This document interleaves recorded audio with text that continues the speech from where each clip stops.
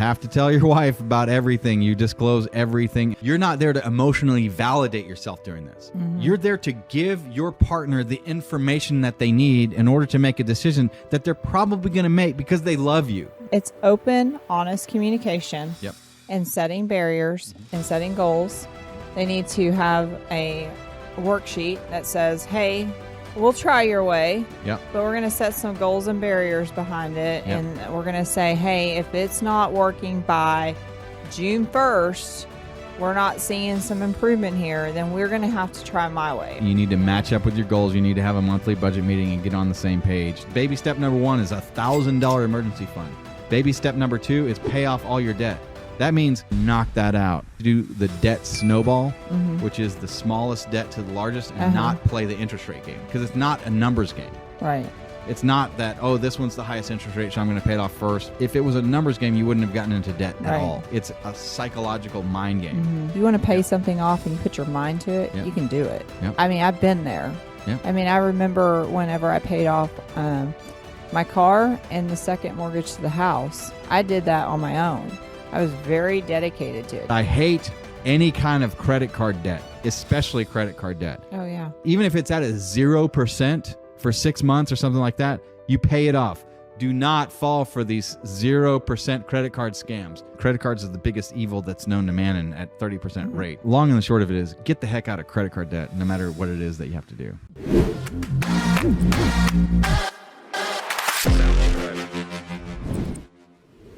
This one's going to be an interesting one because this lady's husband won't stop investing to pay off debt. And I have some mixed feelings about that. Let's see how this goes. My husband never mentioned to me that he had a second 401k account from his previous employers. And I came across all this while we were doing the budgeting. And mind you, we've been doing budgeting for like a very long time. So does she want him to pay off a loan or pay off debt with a 401k, which I think is a bad idea. You don't withdraw money out of a retirement account in order to pay debt. Yeah. It's hard to get money into a retirement account. There's yearly contribution limits. There's tax issues with it because some are tax preferred and some are tax deferred. And that's a major benefit. And a lot of times I would just recommend get gazelle intense and pay these debts off immediately, but you don't withdraw money out of a 401k. The only things that you should withdraw money out of a 401k is legal fees if you have to. Right. And usually in the context of a divorce. Yeah. The question came about because we have a $60,000 credit card debt. Okay. Oh, that's a lot. I might for a $60,000 credit card. Hard to say, because if you're paying 30% in interest versus how much you possibly getting on your investments, 10, 12, or in a loss. Now, I sure wouldn't sell something at a loss. That is rule number 1. Never sell at a loss. Right. Just wait. And it's the market's down, the market goes back up. All of the ships are going to rise eventually. The market came down in 2008 and was down 9, 10, 11. Well, it sounds like he's taking and again, I haven't heard this whole thing, but it sounds like he's taking every extra penny they're making and he's investing it versus paying stuff towards stuff. And if he is going into debt on a credit card in order to make investments, that is stupid. Yes. Do not do that. Let's see where this goes. And my question was, well, can we pay some of it from the 401k? And I think that you're totally against Good. I'm glad Dave agrees. No. that, right? Yes, I am. But the bummer is that he never did tell me he had another second 401k. You have to tell your wife about everything. You disclose everything, and you have to tell your husband. Right. Your spouse should know absolutely everything about your spouse finances. owns 50%. Well, 100%. Well, it depends. You both own. I mean, if it was prior to marriage, at least in Texas, it's separate property. It's starting to mix because especially if you had some portion that was before the marriage and some portion during the marriage, it's mixed. But don't hide that stuff. Tell them what you've got. Yeah, which amounts to almost $250,000. So he's still putting, money towards that 401k plus the current employer's 401k. Look, if you got $60,000 worth of credit card debt, unless you make an income that's big enough to pay that off on the super quickness, you stop your investing and you pay off debt. Yeah. And that's one of the baby steps. Baby step number 1 is a $1,000 emergency fund. Baby step number 2 is pay off all your debt. That means you have $1,000, and if you have $2,000, you pay $1,000 towards your debt, smallest debt to biggest debt. No, he's not. You can't add to a 401k at a company you no longer work for. Oh, okay. You can only add to a 401k in a company you actually still are employed by. If he's still working for the company, he could be adding to it. Maybe that's what she's getting at. But okay, so she said that he wasn't working there anymore. Yeah. You're putting 15% of your income towards retirement right now? Yes, that's what he's putting in. Okay. I like putting 15% of my income towards retirement. Mm-hmm. It depends on how much he's making, but I hate any kind of credit card debt, especially credit card debt. Oh, yeah. Even if it's at a 0% for 6 months or something like that, you pay it off. Do not fall for these 0% credit card scams. Do not take out money at a 0% in order to invest. Do not do that ever. Why? Because you're going to get stuck. And then you're going to maybe, if you get lucky, you're going to make 10, 15%, 12.5 historical average on your investments. But then you're going to get popped for the credit card at 30%. Don't do it. It's a bad deal. Do not borrow money in order to invest, ever. In the current employer. In the current employer, and he's not willing to take the money out because he says it's not feasible. Not feasible. No, I wouldn't take it out of the 401k, or you mean he's not willing to stop adding to it? Correct. He's not willing to stop adding to the 401k. I'm okay with that if he's massively attacking this debt, right? This credit card debt. Is it better to postpone that? It depends. Like, for example, in a 401k, if there's a matching, let's say if the company is matching 5%. So you put in 5% and the company matches 5%. If you stop that matching, you don't get 5% of your income. So you're doubling your money there. That's a 100% rate of return. Of course, I wouldn't stop that. Right. But I'd be desperate. I would sell stuff. I would figure out whatever I've got to do in order to pay off the $60,000 worth of credit card debt. Right. Okay. Well, what's not feasible is the fact you people still have $65,000 in credit card debt. That's straight up stupid. Exactly. Right. I agree with you. Yeah. 100%. Any amount of credit card debt is stupid. Well, so his statement is asinine. I'm going to keep putting money in this while we overspend over here. Exactly. And never reduce our credit card debt. That's dumb. Yep. That is one of the worst financial decisions that you can possibly make. So we were making the accounts and trying to figure out how much more are you going to be losing? So he's ask how much she makes. I want to know how much this guy makes. $800, and his company matches up. You guys are not in agreement on what your goals are. Exactly. You need to match up with your goals. You need to have a monthly budget meeting and get on the same page. She's saying they're having the meeting. Maybe she just doesn't understand it, but they're not agreeing. Yeah. And they haven't. Or he's saying, no, we're doing it this way, and she's just been following along, but she doesn't agree with it. Maybe. Okay. You need to sit down and decide what we're going to do with our money. And if you're going to follow the Ramsey plan of getting out of debt so that you can become wealthy faster, then you would stop your 401k contributions temporarily while you attack this. But I hate even the idea of that because I'm so desperate to make retirement account deposits. I think in their situation they need to do that though, because they've got $60,000 or $65,000 in credit card debt, and that interest is. I understand that, and that's the numbers game. But then there's another numbers game. Yeah. If they're so bad with money that the only thing that they're going to have for retirement is whatever they can peel off and put in that retirement account, and then they're going to blow all the rest of their money anyway, they may as well be complete crap with all the rest of that money as long as they actually protect this part. Yeah. Because in The Richest Man in Babylon, the key is if you've got 10% of what you earn and you protect that, and no matter what happens over here with the other 90%, as long as you protect this, as if, like, for example, mama needs an operation or mama's going to die. It's been nice knowing you, mama, because I got enough money to pay for your operation right here, but that money was already spent on something else. It doesn't even exist. We're never going to touch that money. Right. That's how you have to be with it, because there's always going to be that temptation. Oh, let's just use that money, and then you have nothing. This is for my kid's mama, my kid's daddy, when they need it. So I don't have to be in the situation where mama needs an operation. You know why? Because mama spent that money on her mama. No, we're breaking the generational curse, and my mama is going to make the sacrifice for that, or I'm going to make the sacrifice. It doesn't get touched as if it's as if I wasted it just why I wasted the other 90%. Mm-hmm. Yeah. Or I got to figure out how to earn enough money to save mama's life because we ain't touching this money. Right. That's what it has to be. Under all circumstances, period, no matter what. Mm-hmm. And that's also one of the reasons why those accounts, at least in the state of Texas, are protected from creditors. Can't ever come back for that. So it totally depends. If you are control and you are committed to the big picture, you're going to get out of debt, then you're going to invest, and you're using all your money for that, okay, yes. I'm okay with that. But I'd almost rather the pressure of no matter what, I make that happen, and then I'm going to pay this debt off. And yeah, if I stop that, could I put a little bit more to this debt and end that? Well, I'm also not going to work that hard because I'm working to pay this debt off.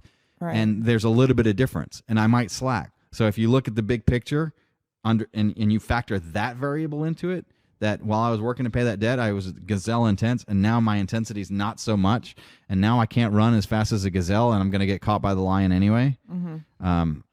You got to look at those things. Okay. But because I really like maximizing that. But if you don't have enough discipline to do any of those things, there's also the mindset and discipline problem of, look, I finally figured out how to be disciplined and put that in there, and I'm going to screw up with everything else. But if I stop doing this, the one thing I got my momentum for, and focus on this, what if I suck at this and screw that up too? Now I don't even have that. Mm-hmm. So, look, what I would do is I'm not going to destroy that, but I'm gonna get as good as I am with that. I'm going to get better than how I am with that. I'm still going to do that, but I'm going to also attack this $60,000 worth of debt over here, and I'm going to knock that out. Like my life depends on it. I'm going to earn extra money. I'm going to sell stuff. I'm going to do whatever it is that I can do and get that paid off. And then I'm going to try and carry even that momentum into how much more can I invest? How much more can I do? How much more can I save? How much more frugally can I actually live and take now so that my future self has that much more money to invest in the future? That's literally what I would do if I found myself caught in this situation. But for most people, and do Dave's systems work? Yes. I like talking about because what I talk about, and I'm going to probably be talking about, is all the things that I was thinking of and doing, and the mindset things and all the work that I've done to get from where a lot of these people are in lots of debt like I used to be, unfortunately, because I'd be way richer if I never had.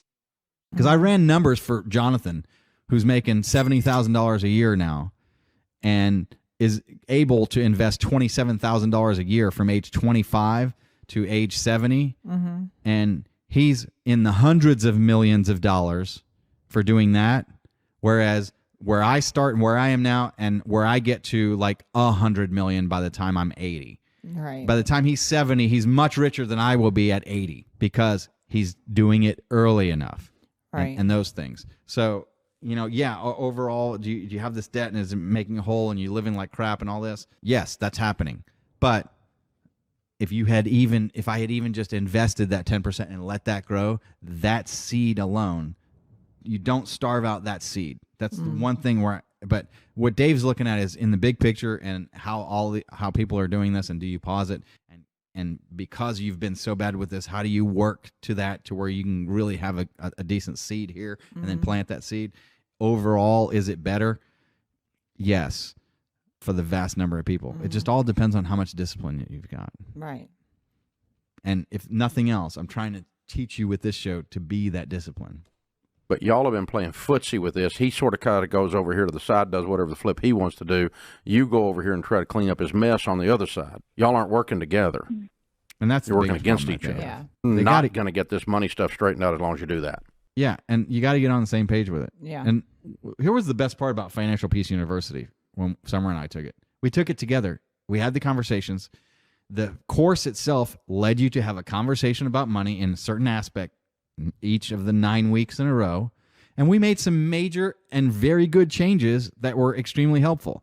The things that I used to do when I was 7. I had a great understanding of money when I was 7 years old. I was a little genius at 7 years old, and I was very entrepreneurial, and it was working, and I had momentum. And then I let a lot of different things in life mess that up, that because I was farther advanced than the people I was surrounded by, and I got kind of sucked into the they didn't understand it, and that's not really a thing, and I guess I can't really do that.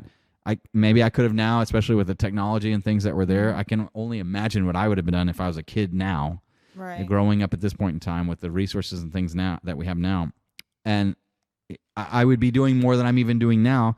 I'm limited now because I also have a career and certain momentum going with a variety of other things that stop me from doing things that might even push me farther ahead than what I've got going now. But anyway, I sit down and I tell him, look, this is what's going on. No, that's not how it works. Yeah, it's not how it works. You can't just sit down and tell him how this is going to work. That's not going to work. That's not how a healthy marriage works either. You don't get to tell him anything.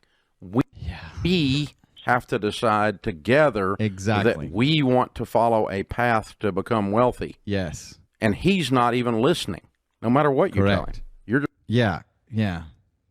Just sound like Charlie Brown's teacher in the background.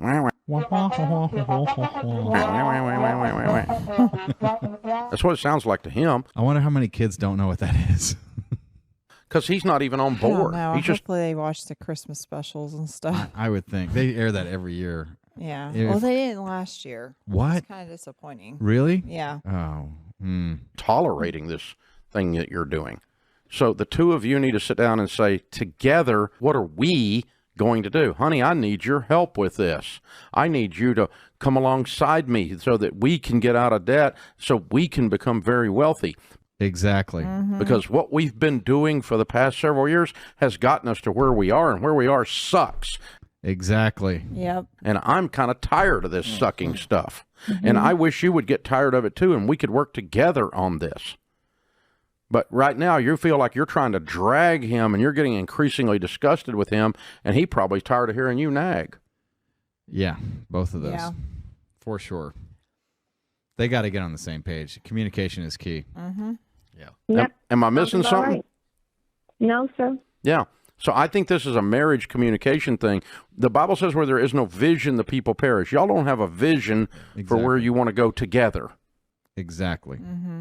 That's why the monthly budgeting meeting, and it's a together meeting. Yeah, but it can't be like one-sided either. No. So, which it sounds like that's what's happening in their situation. It's very one-sided. They need to learn how to communicate. Talked about how it makes each other feel when y'all are going through this. And so one of you tells your feelings about it, not in an accusational type of form, but in an informative type of way. And then the other one tells their part of it and what you have ideas for, and then you come to an agreement. Like if Sharon and I decide we're going to go on a trip, we're going to go to Florida, okay? Then we decide together that we're going to Florida. Otherwise, I got to duct tape her and throw her in the back seat and take her to Florida. Interesting you mentioned that, because I can't even get Summer to go if it's my decision, and I'll have to go without her, and recently did.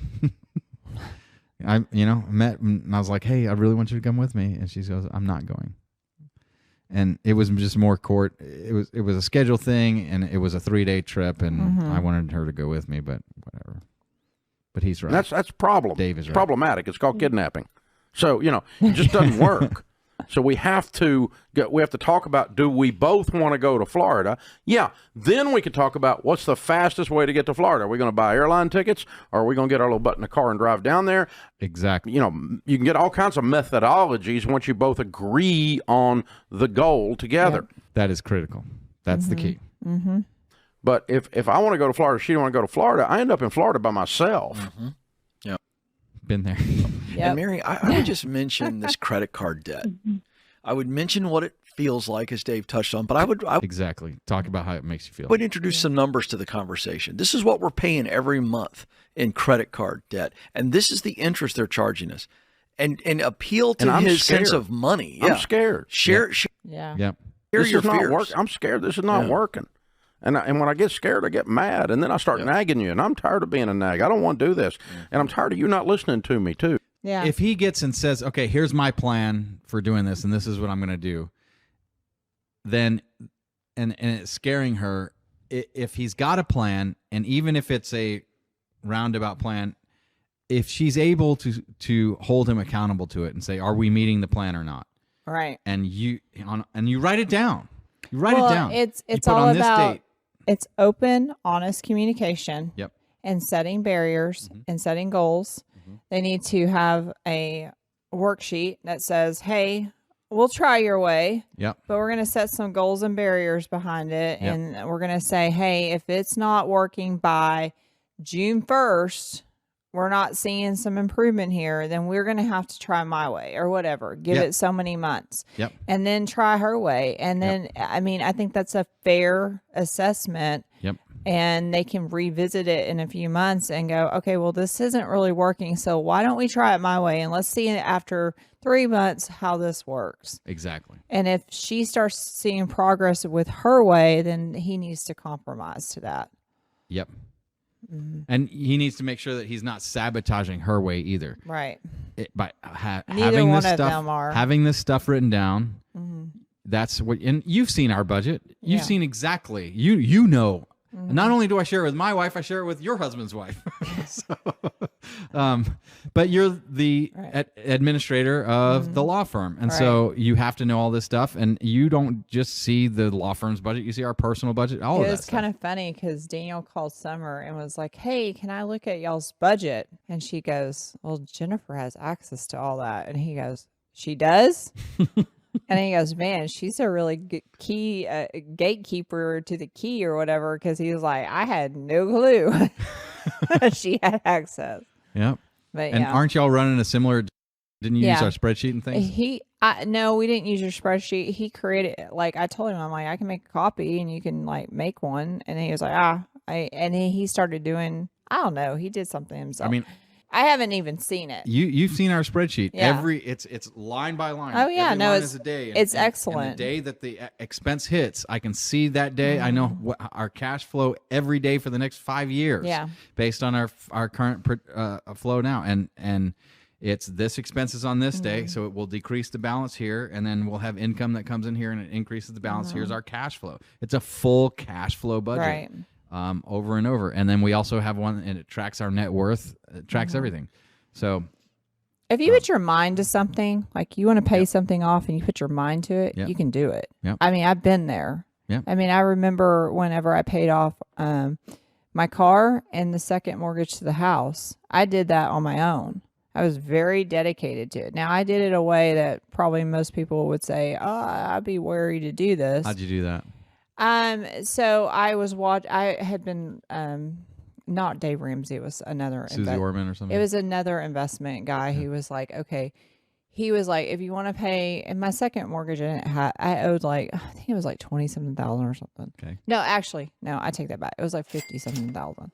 But I had it down to a certain point. But he stated, like, if you have something and you know you can pay a certain percentage off quickly, he was good with 0% interest credit cards. So what I did was I took a 0% interest credit card and I took it out for $10,000, and I took $10,000 and I paid off on the house. Okay.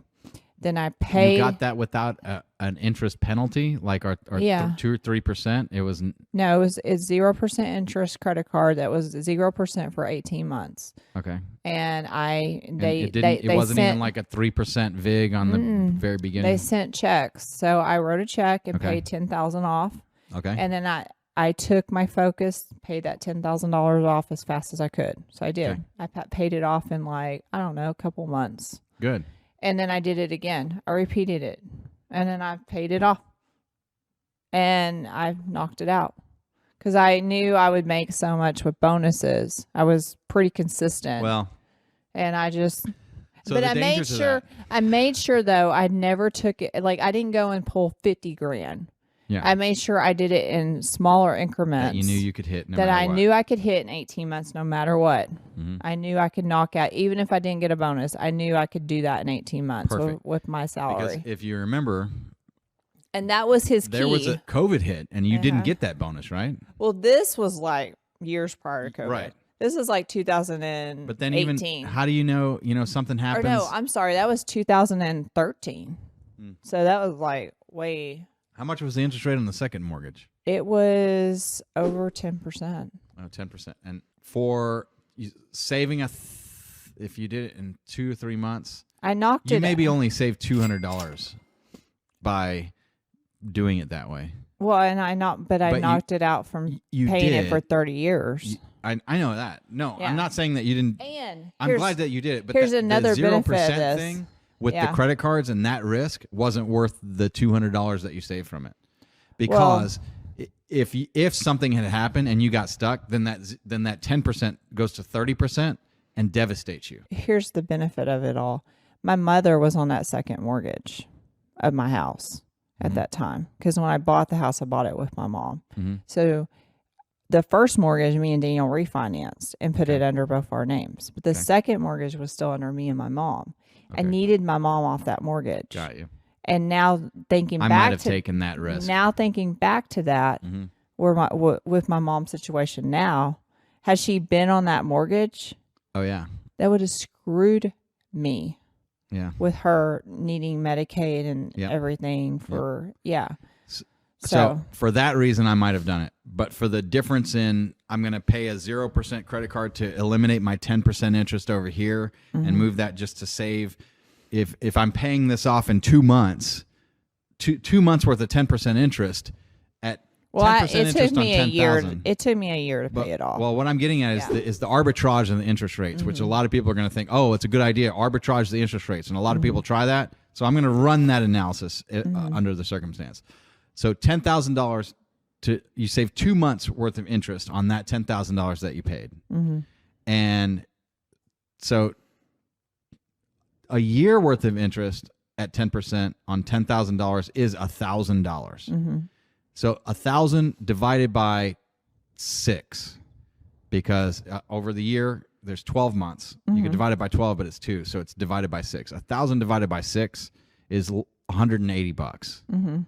So you saved yourself $180 in interest by arbitraging that. But for that $180 worth of savings, you risked $3,000 if that interest rate would have kicked in. The other thing is a 0% interest. It doesn't just all of a sudden we're starting the interest here. A lot of those kick the interest back to the original date. So for that 6 months worth, if you had done that and it kicked in 6 months, 6 months worth of 30% would have been $1,500 worth of interest. I know. In order so you were risking a $10 bill to save a $1 bill. I don't suggest doing it unless you know for a fact you can pay it off quickly. And that was what that guy's whole philosophy. If you're going to pay it off quickly, just pay the original debt. Yeah. Because the risking of that short period and that little bit of interest that you save is not worth the risk, because you risked $10 in order to save $1 for a short period of time. Just pay off the original instead of doing that. To get your mom's name off of it, okay. And if that was motivation, okay. It was my motivation. Don't risk it. Don't play that interest rate arbitrage game. And that's another reason when people are going into debt, why they tell you to do the debt snowball, which is the smallest debt to the largest, and not play the interest rate game, because it's not a numbers game. Right. It's not that, oh, this one's the highest interest rate, so I'm going to pay it off first. If it was a numbers game, you wouldn't have gotten into debt at all. It's a psychological mind game, and you need the momentum, and you need to feel that progress. Right. And so that's why you attack the smallest to the largest, not the highest interest rate. 100% agree with that. I always look at it like that. So let's see what happens here. We got to get on the same stinking page here, man. This matters. Yeah, matters a lot. Then you all decide together what you're going to do, and that way you're not pulling in different directions and set a vision for where you want to go. A tug of war is no way to have a marriage. No. That's what's missing here.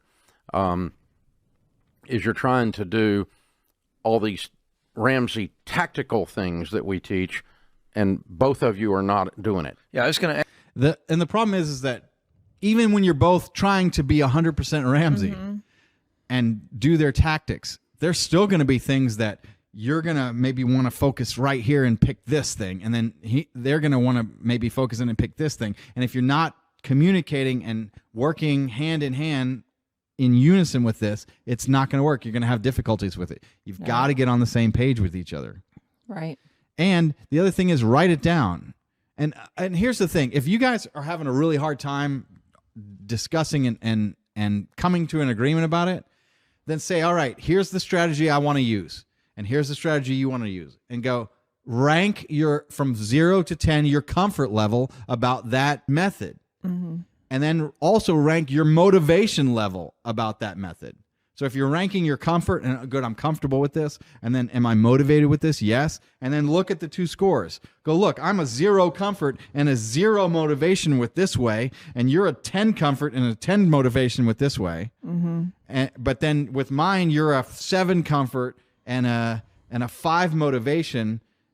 But and you know, look at what the numbers are and go, look, if you got a combination of 5 comfort and 5 in motivation for this way, but you've got a 10 in comfort and a 15 in motivation on this way, pick that way, balance it that way, right? So that you can judge the different things. So rank it in terms of motivation and in terms of comfort or fear. And if you're afraid, if you're massively afraid, that's a 1 or 2. If you're really comfortable with it, then it's a 9 or a 10 or wherever you are. But order rank that so that way, as a communication tool, you can realize, oh my God, look, I'm a 5 and a 5 with my wife's method. Mm-hmm. I'm a 10 and a 10 with my method because I'm comfortable with it and I'm motivated by it. I'm not comfortable with her method because it's not motivating me enough. Right. So I'm a 5 and a 5, right? So I'm a 20 of my method and I'm a 10 on her method. But she's a 0 on mine, and she's a 10 and 10 on hers. So we're 30 over here, and we're 20 on mine. Mm-hmm. Pick the 30, right? And do hers. And don't look at your wife's fear score, and don't push your wife into doing something that she's afraid of, or the husband, vice versa. And the other thing is then write out your plan, and then measure your plan. How successful are you hitting at it? And then another score you can go is, well, look, I may be uncomfortable with it, but we're going to score from 0 to, or from 1 to 10 of how well we're hitting and executing and following the plan. And if I got one that I'm uncomfortable with, but it's a 10, we're executing on it, a 10 on execution. But then I got one that I'm real comfortable with, but we're and real excited with, but we're only a 3 on executing it, and it's not working out. Rank it that way. But always have it written down. And if you do have one with a spending problem and you're the one not able, and you go, here's my realm of what I'm going to spend. Here's what we agree on. Here's my flex money. Here's your flex money. And my flex money I'm within. Your flex money we're not. You're busting all the flex money, or I'm the one busting all the flex money. I got to get realistic about that and change my behavior and change my mindset and figure out something that's going to work. And if not, we got to figure out, is this marriage working, or is financially, is this working, or do we have to treat you like a child or treat me like a child because I can't spend money right? And there are people that are like that. Financial Peace University does address those issues in it, and that's something you also may need to bring in a professional to figure out, look, do we have to treat one of the two of us like a child because we got a spending problem and we're not meeting our goals? Or is this just a, hey, look, we got to adjust the budget and be more realistic, or we got to cut here because I'm having a hard time cutting here, and this isn't working, or this isn't working. Are these just normal bumps in the road, or do I have to figure out and say, well, I got to earn a lot more money because I keep spending this? But these are the type of things, and you've got to do this. Otherwise, you're going to have marriage problems.